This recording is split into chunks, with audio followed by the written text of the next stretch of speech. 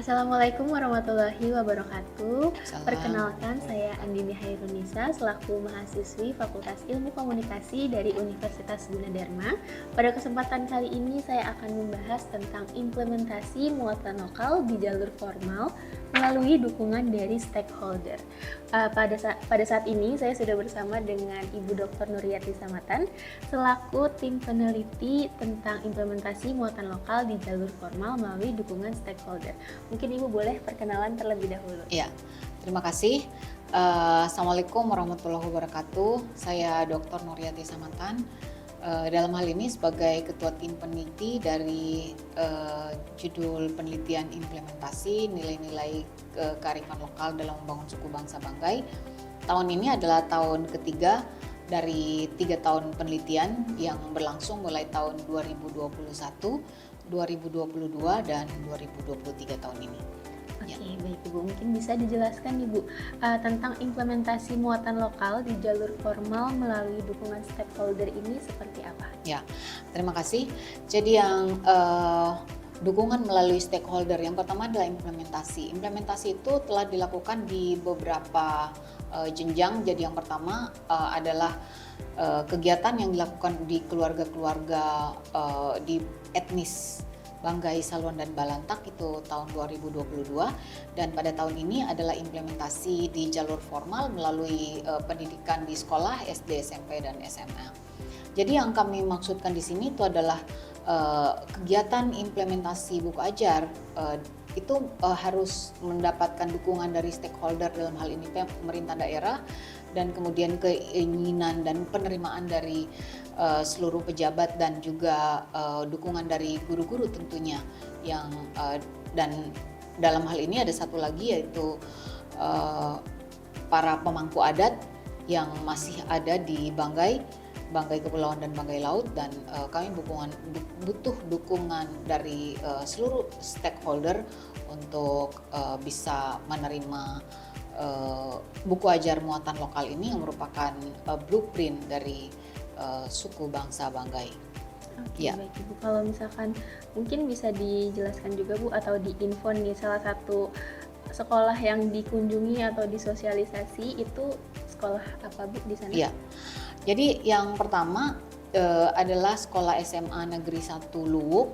Jadi itu sekali lagi itu adalah diinisiasi dan kami diberi jalan oleh salah seorang Bapak Kacabdis 5 wilayah 5, Bapak Bapak Yasir Masulili, dan kemudian kami diterima di SMA Negeri 1 Luwuk yang ada di Luwuk, dan dari situ terlihat bahwa sebetulnya bukan hanya konteks masyarakat Luwuk yang plural, tetapi juga memang guru-guru yang berada di situ juga dari kalangan yang plural, terbukti dengan guru yang kepala sekolah yang saat ini berada di SMA 1 atau kepala sekolah SMA 1 itu bukan putra daerah Banggai, Saluan, atau Balantak, tetapi mereka adalah orang-orang yang berasal dari luar daerah dan kemudian sudah menjadi bagian dari masyarakat Banggai secara keseluruhan. Ya. Oke, baik Bu. Mungkin boleh dijelaskan lebih detailnya lagi nih Bu, kegiatan apa aja yang dilakukan saat bersosialisasi di SMA N1 Luwuk tersebut Bu? Ya, jadi yang pertama yang kami lakukan itu adalah menjelaskan tentang sebetulnya apa yang telah kami lakukan selama 3 tahun ini, dan kemudian sebagaimana sosialisasi kami menjelaskan materi apa yang diajarkan melalui buku ajar muatan lokal itu, mulai dari mana, misalnya mulai dari bagaimana pengenalan atau bagaimana sistem ketuhanan, atau apakah masyarakat lokal itu mengenal Tuhan, dan bagaimana mereka mengenal Tuhan itu, apa sebutannya, dan bagaimana proses worship ya, proses penyembahan dan lain sebagainya. Jadi awal saat misalnya agama-agama itu belum datang, agama Islam, Kristen atau apa belum datang, dan bagaimana sistem penyembahan, dan bagaimana suku asli Banggai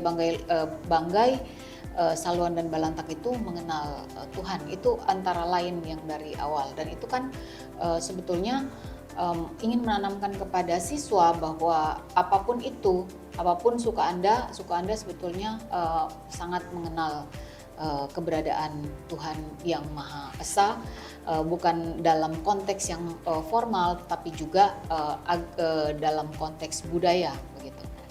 Ya. Oke, baik Ibu. Ada yang bisa jelaskan lagi nggak Bu, kira-kira apakah ada gitu fenomena yang terjadi dengan identitas budaya di Banggai yang memang perlu diperkuat lagi mungkin Bu?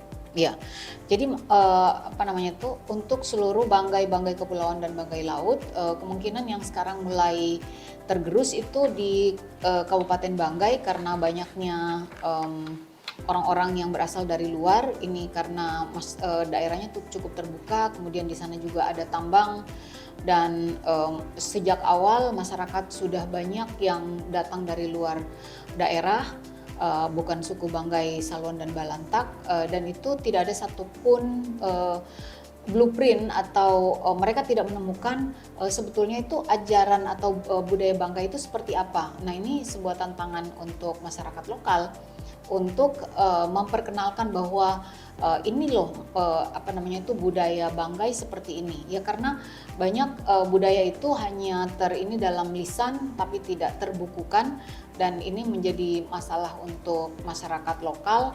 Mereka boleh bicara tentang budayanya, tetapi tidak ada satu media yang kemudian bisa menyampaikan itu kepada masyarakat luas, terutama orang-orang yang datang dari suku-suku bangsa tertentu. Bagaimana mereka menjadi Banggai, karena tidak ada media yang kemudian mengajarkan bagaimana sebetulnya suku bangsa Banggai itu. Ya. Oke, baik Ibu. Dari fenomena tersebut ya Bu, apa sih Bu kira-kira bahaya yang dapat ditimbulkan secara khusus kepada suku bangsa Banggai jika hal ini tuh tidak diantisipasi? Ya, jadi kalau dalam penelitian saya itu saya menemukan bahwa karakter sebetulnya orang Banggai atau suku bangsa Banggai itu seperti ini. Dia pekerja keras, dia santun, dan lain sebagainya. Nah, akhir-akhir ini jadi sebetulnya fenomena ini tahun 2017 itu ada sebuah ini yang terjadi cukup besar kalau di daerah ya. Masalahnya cukup ini sampai di koran nasional. Jadi itu ada pengusiran dari salah satu suku yang berasal dari luar Banggai, dan kemudian mereka tidak menerima. Awalnya itu adalah kecemburuan dari sisi ekonomi, di mana pada masyarakat tertentu mereka menguasai wilayah-wilayah tertentu yang itu sumber uang gitu. Tapi yang terjadi itu sebetulnya itu ekses dari masyarakat lokal yang mungkin terlena karena mereka terbiasa dengan kehidupan yang mudah.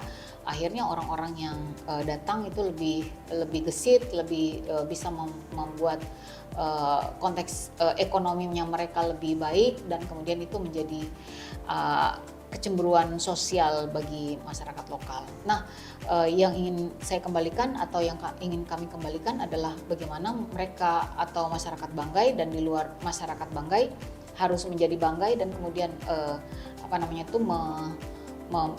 belajar kembali tentang budayanya, dan kemudian menginternalisasikan serta mengaplikasikan dalam kehidupan sehari-hari. Jadi jangan ketika orang sudah menjadi kuat secara ekonomi, orang yang datang dan kemudian menjadi bahan untuk kecemburuan sosial, padahal mereka sebetulnya punya waktu yang sama, peluang yang sama, cuma untuk masyarakat lokal itu sudah banyak yang terlena dan kemudian tidak tahu lagi tentang nilai-nilai budaya mereka, tentang kerja keras. Ya. Oke, baik Ibu. Kemudian dari penelitian yang mungkin sudah Ibu lakukan, apa sih Bu harapan kedepannya gitu untuk suku bangsa Banggai ini? Ya, jadi yang pertama yang harapan saya adalah buku ini bisa diterima dan diajarkan, itu yang penting di berbagai jenjang SD, SMP, SMA, dan menjadi blueprint dari suku bangsa Banggai itu seperti apa. Dan kemudian setelah terinternalisasi, sebetulnya yang kami harapkan bukan hanya murid yang belajar tentang nilai-nilai Banggai, tetapi juga guru-guru tentunya yang berasal yang banyak yang berasal dari luar daerah juga harus melakukan internalisasi dalam diri mereka tentang budaya banggai itu seperti apa agar mereka menjadi banggai dengan sendirinya dan mencintai negeri itu dan bangkit bersama dalam konteks budaya banggai tentunya. Oke, baik Ibu. Semoga harapan tujuan dalam penelitian ini bisa terlaksana dengan baik ya Ibu untuk kedepannya. Terima kasih atas waktunya, atas sharing-sharingnya dengan saya dan juga teman-teman. Sekian dari saya selaku host, saya Andini Hairunisa, pamit undur diri. Wassalamualaikum warahmatullahi wabarakatuh. Waalaikumsalam warahmatullahi wabarakatuh.